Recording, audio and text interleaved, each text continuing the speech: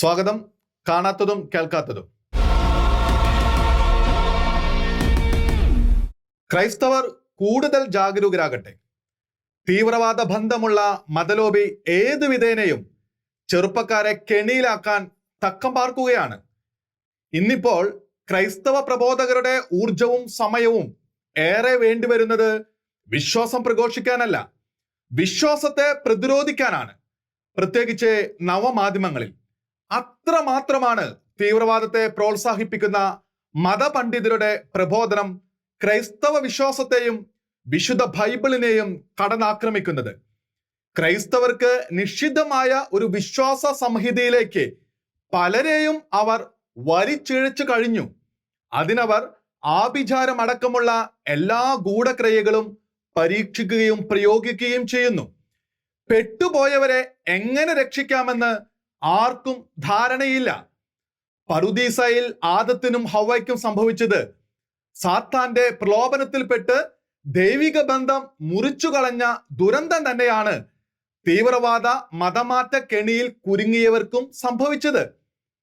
തങ്ങൾക്ക് വേണ്ടി കാൽവരിയിലെ കുരിശിലേറിയ ഈശോയുടെ സ്നേഹം ഉപേക്ഷിച്ചവർ ആ നഷ്ടത്തിന്റെ വലുപ്പവും കാഠിന്യവും മനസ്സിലാക്കാൻ പോലും കഴിയാത്തവരായി.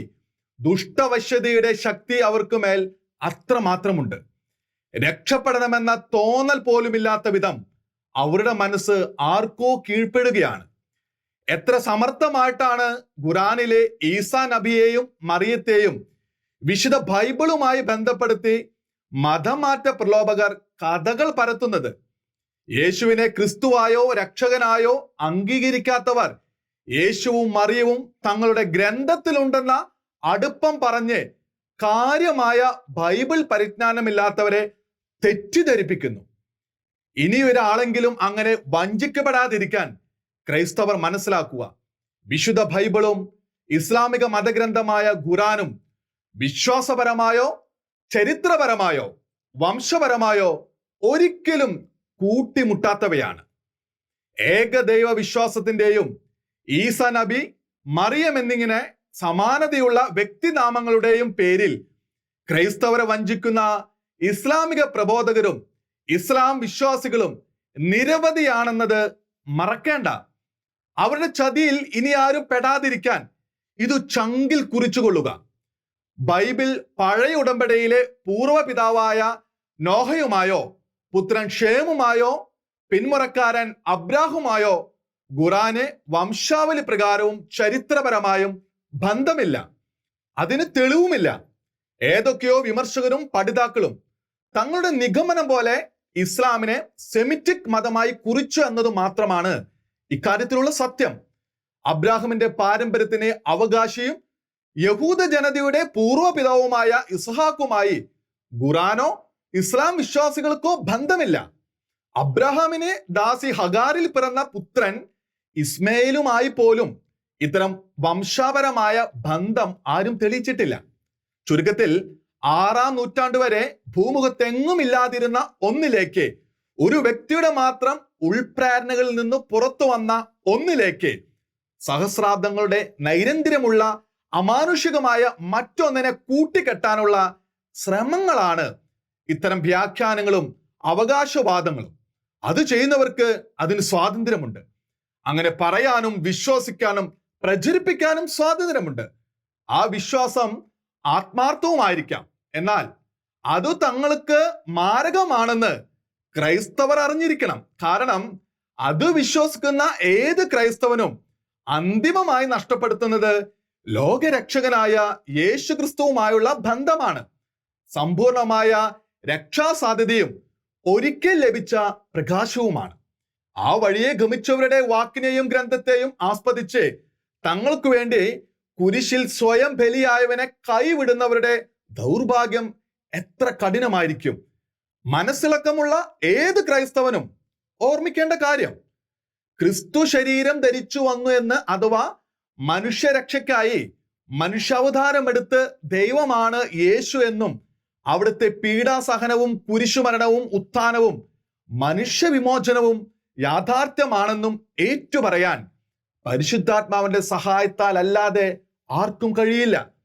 വിശുദ്ധ ഗ്രന്ഥം ഇക്കാര്യം പഠിപ്പിച്ച് നൂറ്റാണ്ടുകൾക്ക് ശേഷമാണ് യേശു ക്രിസ്തു അല്ല എന്ന് പഠിപ്പിക്കുന്ന നായകന്റെ വരവ് ചരിത്രത്തിലുണ്ടായത്.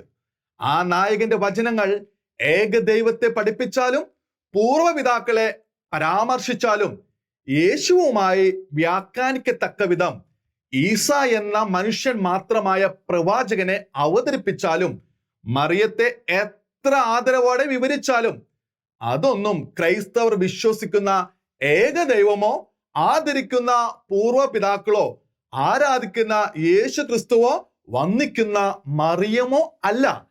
നാവിനെ എത്രയൊക്കെ വഴക്കിയെടുത്താലും ഈസാ നബിയുടെയും മറിയത്തിന്റെയും മധുരം പകർന്നാലും ഒരിക്കലും ഇസ്ലാമിനെ ലോകരക്ഷകനായ യേശു ക്രിസ്തുവിനെ അംഗീകരിക്കാൻ കഴിയില്ല, അംഗീകരിക്കുകയുമില്ല. എത്ര മിതവാദിയായ ഇസ്ലാം വിശ്വാസിയും യേശു മനുഷ്യൻ മാത്രമാണെന്നും കുരിശുമരണവും ഉത്ഥാനവും കഥകളാണെന്നും നിങ്ങളോട് പറയും. അതേ അവർക്ക് പറയാനാകൂ. അവരങ്ങനെ വിശ്വസിക്കുന്നു എന്നതല്ല പ്രശ്നം. അങ്ങനെ വിശ്വസിക്കാത്ത മറ്റു മതസ്ഥർക്ക് കൂടി തങ്ങളുടെ മത നിയമങ്ങൾ ബാധകമാക്കണം.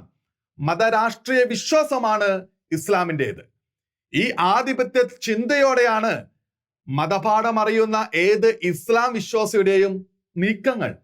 തങ്ങൾക്ക് ജനസംഖ്യയിൽ പ്രാമുഖ്യം ലഭിച്ചാൽ തങ്ങളുടെ മത നിയമങ്ങൾ മറ്റു മതസ്ഥരുടെ മേൽ അവർ അടിച്ചേൽപ്പിക്കും എന്നതിലാണ് ഭാരതത്തിലെ കേരളത്തിലെ ക്രൈസ്തവർ ആശങ്കപ്പെടേണ്ടത്. അത് ഇസ്ലാമിനോടുള്ള ഭയമല്ല, അവരുടെ മതാധിപത്യ രാഷ്ട്രീയത്തോടും ബഹുമത അസഹിഷ്ണുതയോടുമുള്ള ആശങ്ക. ഗ്രന്ഥസാമ്യം തെറ്റിദ്ധരിപ്പിച്ചും ദുഷ്ടതയെ കൂട്ടുപിടിച്ചും ക്രൈസ്തവ വിശ്വാസികളെ വഴിതെറ്റിക്കുന്ന ചിലരെ കുറിച്ചല്ല ഭയം. അവർ നിമിത്തം ആർക്കെങ്കിലും രക്ഷാകരമായ വിശ്വാസം നഷ്ടപ്പെടുന്നതിനെ കുറിച്ചാണ് ആശങ്ക. കാരണം വിശ്വാസം ത്യജിക്കുന്നവരെ കൊന്നോ അവരുടെ ചോര വീഴ്ത്തിയോ കൊടും പാതകത്തിനിടെ ചാവേറ്റോ സ്വർഗം നേടാമെന്ന് ക്രൈസ്തവർ വിശ്വസിക്കുന്നില്ല. അത് ക്രൈസ്തവർക്ക് സാധ്യതയുമല്ല. അതുതന്നെയാണ് ജാഗ്രതാ പാഠത്തിന്റെ കാരണം. യേശു ക്രിസ്തു എങ്ങനെയാണ് ലോകത്തിന്റെ രക്ഷകനാകുന്നത്? എങ്ങനെയാണ് സകലരുടെയും പാപം യേശു ഏറ്റെടുത്ത് മോചിക്കുന്നത്? അക്കാഡമിക് സംശയങ്ങൾ പലർക്കും ഉണ്ടാകാം. എന്നാൽ ഇതൊരു ചോദ്യം ചെയ്യലാക്കിയിരിക്കുകയാണ് സമീപകാല കേരളത്തിലെ ഇസ്ലാമിക തീവ്രവാദികൾ. അവരോട് ചേർന്ന് നിൽക്കുന്ന മതപ്രബോധകരും യേശുവിനെ കേവലം മനുഷ്യനും പ്രവാചകനും മാത്രമായി അവതരിപ്പിക്കുന്നതും അവർ തന്നെ. അവരുടെ വിശ്വാസപ്രകാരം ദൈവത്തിന് ചില കാര്യങ്ങളൊക്കെ അസാധ്യം. ദൈവത്തിന് മനുഷ്യനായി അവതരിക്കാൻ കഴിവില്ല, മനുഷ്യ ശരീരത്തിൽ സഹിക്കാൻ കഴിവില്ല, കുരിശിൽ മരിക്കാനോ ഉത്ഥാനം ചെയ്യാനോ കഴിവില്ല, മനുഷ്യകുലത്തിന്റെ പാപം ഏറ്റെടുക്കുക എന്ന തത്വം പാലിക്കാൻ കഴിവില്ല. ഏകനായിരിക്കുമ്പോൾ തന്നെ മനുഷ്യബുദ്ധിയിൽ ഒതുങ്ങാത്ത വിധം 3 ആളത്തങ്ങളുടെ കൂട്ടായ്മയായിരിക്കുവാൻ സാധ്യമല്ല.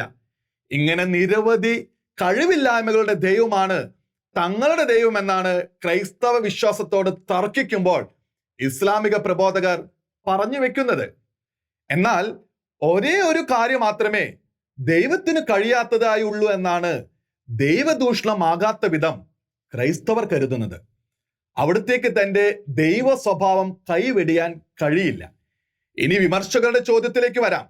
ഇന്നും ലോകത്തെ ബഹുഭൂരിപക്ഷം പേർക്കും മനസ്സിലാകാത്ത ദിവ്യ രഹസ്യമായതിനാൽ എത്ര വട്ടം വിശദീകരിച്ചാലും അധികമല്ല. മാത്രമല്ല, ഈ ദിവ്യ രഹസ്യത്തെ വെല്ലുവിളിച്ച് ക്രൈസ്തവ വിശ്വാസത്തെ ചോദ്യം ചെയ്യുന്നവർ വാചാലരാകുമ്പോൾ അതേക്കുറിച്ച് ക്രൈസ്തവർ വീണ്ടും വീണ്ടും സ്വയം ബോധമുറപ്പിക്കേണ്ടതും ആവശ്യം. യേശു ക്രിസ്തുവിന്റെ അവതാരം ഏതെങ്കിലും പ്രവാചകന്റെ പിറവി പോലെ ഒരിക്കൽ പൊടുന്നനെ മുളച്ചുണ്ടായതല്ല. അങ്ങനെ കരുതുന്നവർക്കാണ് അവിടുന്ന് രക്ഷകനാണെന്ന സത്യം മനസ്സിലാക്കാൻ കഴിയാതെ പോകുന്നത്. യേശു രക്ഷകനാണെന്ന് പറയുമ്പോൾ തന്നെ മനുഷ്യകുലമാകെ അപകടത്തിലായിരിക്കുന്നു എന്ന അർത്ഥം കൂടിയുണ്ട്. ഈ അപകടാവസ്ഥയുടെ തുടക്കം ആദ്യ മാതാപിതാക്കളുടെ പാപത്തിൽ നിന്നാണ്. ദൈവത്തിന്റെ സാദൃശ്യമായ നിത്യതയും ഛായയായ അരൂപാവസ്ഥയുമുള്ള ആത്മാവോടും സ്വതന്ത്രമായ മനസ്സോടും കൂടിയാണ് ദൈവം മനുഷ്യനെ സൃഷ്ടിച്ചത്. ആ മനുഷ്യനെ സൃഷ്ടലോകത്തിന് മേൽ ദൈവം അധികാരവും നൽകി. സാത്താനെ അനുസരിക്കുക എന്ന പാപം വഴി തനിക്കും ലോകത്തിനു മേലുള്ള അധികാരം മനുഷ്യർ സാത്താന് കൈമാറി. പാപമാകുന്ന മുക്ത്യാർനാമ അഥവാ പവർ ഓഫ് അറ്റോണി വഴി മനുഷ്യൻ സാത്താന് കീഴിലായി. അതിൽ നിന്ന് 3 വിധത്തിലെ മോചനം സാധ്യമാകുന്നുള്ളൂ. ഒന്നുകിൽ സാത്താൻ തനിയെ വിട്ടയക്കണം, അതാകട്ടെ നടക്കാത്ത കാര്യം. 2, സ്വതന്ത്ര മനസ്സുള്ള മനുഷ്യൻ സ്വമനസ അത് ആഗ്രഹിക്കണം അഥവാ പശ്ചാത്തപിക്കണം. അതിന് സാത്താൻ അവനെ അനുവദിക്കില്ല. 3, ദൈവം സാത്താനെ ഇല്ലായ്മ ചെയ്ത് മനുഷ്യരെ തിരിച്ചു പിടിക്കണം. പക്ഷേ നിത്യതയുള്ള അരൂപിയായി ഒരിക്കൽ മാലാഖയായി സൃഷ്ടിച്ച സാത്താനെ ഇല്ലായ്മ ചെയ്യാനോ അവന്റെ ആധിപത്യം സ്വതന്ത്ര മനസ്സോടെ സ്വീകരിച്ച മനുഷ്യനെ ബലമായി മോചിപ്പിക്കാനോ ദൈവത്തിന്റെ നീതിക്കും ദൈവിക സ്വഭാവത്തിനും സാധ്യമായിരുന്നില്ല. അങ്ങനെ ഇതുവരെ പറഞ്ഞ 3 വിധത്തിലുമുള്ള മനുഷ്യരക്ഷ അസാധ്യമായി മറിച്ചു ചെയ്താൽ സാത്താൻ ചോദിച്ചേക്കാം, നീതിമാനായ ദൈവമേ, നിന്നിലേക്ക് തിരിയാതെ എന്റെ ആധിപത്യത്തിലേക്ക് സ്വതന്ത്ര മനസ്സോടെ എത്തിച്ചേർന്ന മനുഷ്യനെ നീ ബലമായി മോചിപ്പിക്കുന്നത് നീതിയോ എന്ന്. സ്വതന്ത്ര മനസ്സ് ദൈവം തന്നെയാണല്ലോ മനുഷ്യന് കൊടുത്തത്. ഈ സാഹചര്യത്തിൽ തന്റെ പ്രിയ സൃഷ്ടിയായ മനുഷ്യനെ രക്ഷിക്കാൻ ദൈവിക ജ്ഞാനം നിശ്ചയിച്ച വഴി ഒരേ സമയം സാത്താനെ ദുർബലനാക്കുകയും അവന്റെ മുമ്പിൽ പോലും നീതിയാകുകയും ചെയ്യുന്ന ഒന്നായിരുന്നു. അതായത് മനുഷ്യ വിമോചനത്തിന് മതിയായ വില കൊടുക്കുക. എന്താണ് ആ വില? അതിനുള്ള വ്യവസ്ഥകൾ നോക്കാം. 1, സാത്താന്റെ സർവ്വ ആയുധങ്ങളെയും തോൽപ്പിക്കുന്നതും അവന് ഉപയോഗിക്കാൻ കഴിയാത്തതുമായ ആയുധം ഉണ്ടാക്കണം. അതാണ് ദൈവപിതാവിനോടുള്ള സ്നേഹവും അനുസരണവും, അതിനുവേണ്ടിയുള്ള പരമമായ സഹനവും. സാത്താൻ തൊടാൻ പോലും ഭയക്കുന്ന ആയുധങ്ങൾ. 2, അരൂപിയായതിനാൽ സാത്താന്റെ പാപത്തിന് കിട്ടിയത് ദൈവനഷ്ടമെന്ന ശിക്ഷയാണ്. മനുഷ്യന് ശരീരമുള്ളതിനാൽ മരണവും മരണഭയവും കൂടി ശിക്ഷയായി നടപ്പാകണം. അതാണ് ദൈവനീതി എന്നത് സാത്താൻ തന്നെ തർക്കിക്കും. 3, പാപം ചെയ്തത് മനുഷ്യനായതിനാൽ മനുഷ്യൻ തന്നെ ശിക്ഷയേൽക്കണം. 4, ആദവും ഹവ്വയും പണയപ്പെടുത്തിയത് വംശ പരമ്പരകൾ അടക്കം മനുഷ്യകുലത്തെ മുഴുവനും ആയതിനാൽ ഒന്നുകിൽ സർവ മനുഷ്യരും അല്ലെങ്കിൽ അവർക്കെല്ലാം പകരമാകാൻ പോകുന്ന ഒരുവൻ തന്നെ ഈ ശിക്ഷകളെല്ലാം സഹനവും അനുസരണവും ഏറ്റെടുക്കണം. എല്ലാ മനുഷ്യർക്കും പകരമാകാൻ കഴിയുന്ന, മരണത്തെ അതിജീവിക്കാൻ കഴിയുന്ന ഒരേ ഒരു ആളത്തെ മാത്രം, അത് ത്രിയേക ദൈവത്തിലെ 2ാം ആളായ പുത്രൻ തമ്പുരാന്റെ മനുഷ്യാവതാരം. അതുമാത്രമായിരുന്നു സാത്താനെ തോൽപ്പിച്ചും സ്വയം ദുർബലനാക്കിയും മനുഷ്യവംശത്യാകെ എന്നേക്കും വീണ്ടെടുക്കാനുള്ള മാർഗം. യേശുവിന്റെ ഈ സമ്പൂർണ്ണ സമർപ്പണത്തിനും മനുഷ്യവംശത്തോടുള്ള സ്നേഹത്തിനു മുമ്പിൽ സാത്താൻ ദുർബലനായി, ശക്തി ക്ഷയിച്ചു, മനുഷ്യരെയും ലോകത്തെയും വിടുതൽ ചെയ്തു. ഇതാണ് യേശു നേടിയെടുത്ത സാർവത്രിക മനുഷ്യരക്ഷ. ഇതിനെ ഇംഗ്ലീഷ് അപ്പോളിസ്റ്റുകൾ വിളിക്കുന്നത് യൂണിവേഴ്സൽ എക്സോർസിസം അഥവാ പ്രാപഞ്ചിക ബാധയൊഴിക്കൽ എന്നാണ്. അതെ, യേശുവിന്റെ ഈ രക്ഷാകർമ്മം വഴിയാണ് മനുഷ്യകുലവും സൃഷ്ടലോകവുമാകെ സാത്താന്റെ ആധിപത്യത്തിൽ നിന്ന് പൊതുവായി സ്വതന്ത്രമാക്കപ്പെട്ടത്. ഈ സ്വാതന്ത്ര്യത്തിന്റെ ഫലം എല്ലാ കാലത്തുമുള്ള എല്ലാ മനുഷ്യർക്കും ലഭ്യമായി. പശ്ചാത്തപിക്കാനും ദൈവത്തോട് പ്രാർത്ഥിക്കാനും ഏത് ജാതിയിലും മതത്തിലും പെട്ട മനുഷ്യന് കഴിയുന്നത് ഈ സാർവത്രിക രക്ഷയുടെ ഫലമായിട്ടാണ്. എന്നാൽ ഇതുകൊണ്ട് രക്ഷാപദ്ധതി പൂർത്തിയാകുന്നില്ല. രാജ്യം സ്വാതന്ത്ര്യമാകുന്നത് പോലെയുള്ള പൊതുവിമോചനമാണ് സാർവത്രിക രക്ഷ.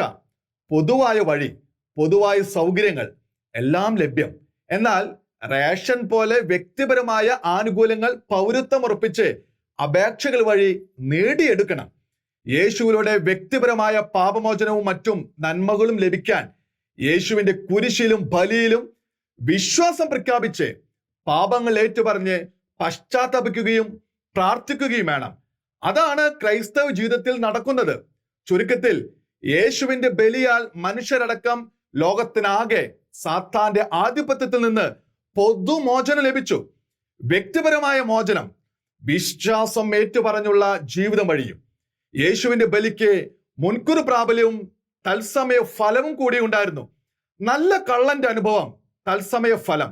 മനുഷ്യകുലം ദൈവത്തെ വിളിക്കാൻ ശക്തരായതും ഇസ്രായേൽ ജനത ഒരുക്കപ്പെട്ടതും മുൻകാല പ്രാബല്യം. ആര് സ്വീകരിച്ചാലും നിഷേധിച്ചാലും സാർവത്രിക രക്ഷയുടെ ഫലം എല്ലാ മനുഷ്യർക്കുമുണ്ട്. വ്യക്തിപരമായ രക്ഷ വിശ്വസിച്ച് നേടിയെടുക്കണം. സാത്താൻ പൊതുവായി കീഴ്പ്പെട്ടെങ്കിലും വ്യക്തികളുടെ തീരുമാനം വഴി പരിമിതമായ ഇടങ്ങളിൽ അവന് ഇനിയും സ്വാധീനം ഉറപ്പിക്കാൻ കഴിയും. പ്രവാചകന്മാരുടെ അഭാവമോ ഉപദേശങ്ങളുടെ കുറവോ ആയിരുന്നില്ല മനുഷ്യകുലത്തിന്റെ പ്രശ്നം. വികലമായ ദൈവസങ്കല്പങ്ങളും ദൈവിക നിയമങ്ങൾ അനുസരിക്കാൻ കഴിയാത്ത വിധമുള്ള പാപാധിപത്യവും.